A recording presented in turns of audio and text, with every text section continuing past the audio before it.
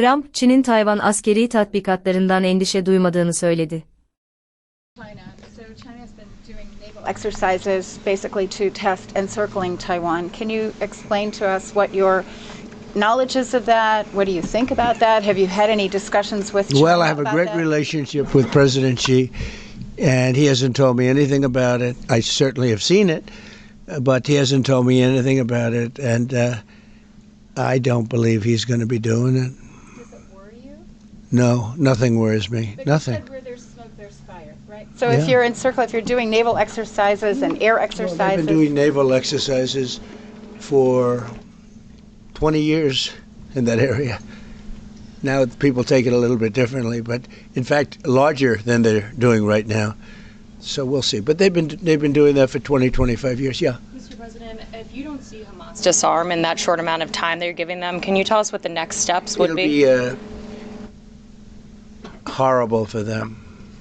Horrible. Okay. It's going to be really, really bad for them. And I don't want that to happen. But they made an agreement that they were going to disarm. And you couldn't blame Israel. By the way, we have other countries that will come in and do it.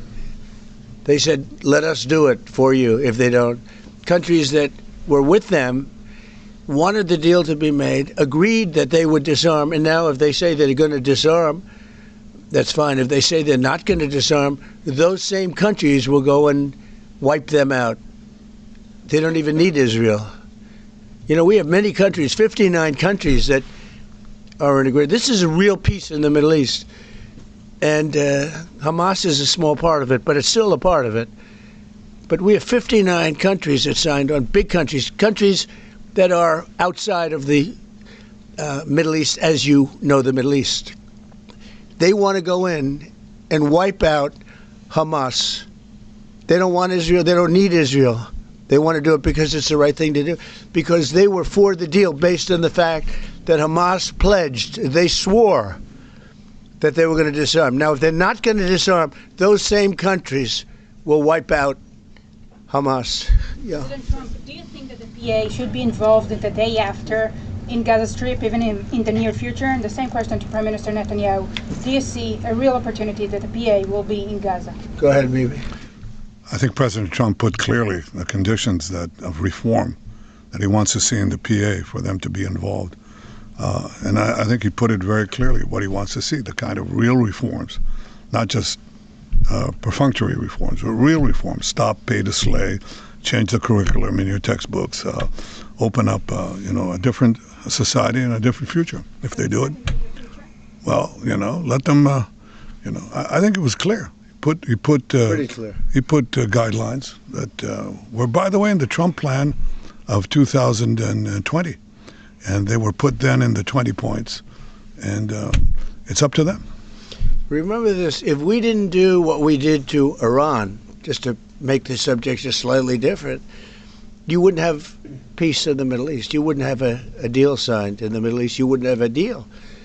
Because other Arab nations, which are great people, I know them very well, I know them, they're great people, they wouldn't be able to have agreed to peace in the Middle East because you would have had a dark cloud hanging over everything. It wouldn't have been possible. So Iran has been greatly reduced in power, prestige. I don't want to use the word humiliation because, they're trying to build up again. But we can't let them build up because if they build up, there can't be peace in the Middle East. It was a mistake. When they wiped out Iraq and Iran were about the same power. And they fought each other with different names for 1,000 years. And then our country came out and blew up one of those two countries, namely Iraq. And all of a sudden, Iran had the whole Middle East all to itself. But that's not true anymore. That's not true anymore. Bu web sitesi, İngilizce okuma ve dinleme becerilerinizi geliştirmenize yardımcı olabilir. Yapay zeka, cümleleri daha kısa ve anlaşılır ifadelere ayırır. Oynatma aracıyla hızı ayarlayabilir, duraklatabilir veya geri alabilirsiniz. Site, 20 dilde çeviri desteği sunarak öğrenmeyi kolaylaştırır. Tarayıcınıza enknest.com yazmanız yeterli, hemen deneyin.